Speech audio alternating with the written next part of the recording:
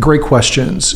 So I definitely feel like not only was it the accidental eclectic book, you can actually read it in a fairly haphazard eclectic way. You can jump in at any point.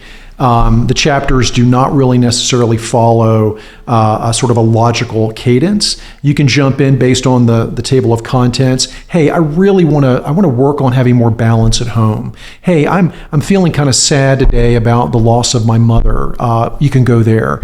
I want to learn how to deal with adversity a little bit better. Oh, here's a couple of chapters on that. So yes, you can jump around.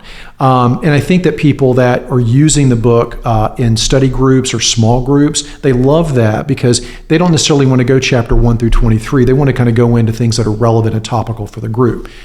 Now, the questions at the end, that's been a device that I've used in several books, and I love it, especially for this book.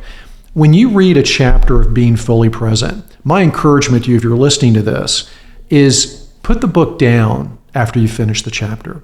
And the questions that I give you at the very end are asking you to reflect on what you've just read and think about how it applies to your life. What are some things that you might do differently now that you've read this particular chapter? There's a chapter in there where I talk about the value of adversity.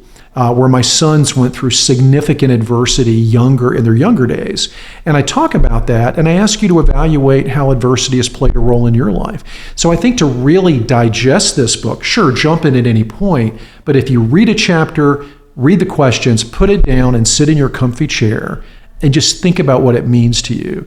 I've been practicing that in my own life. When I read any kind of book now, I only read it a chapter at a time. I absorb more, I learn more, and it actually is something that I typically will bring into my life.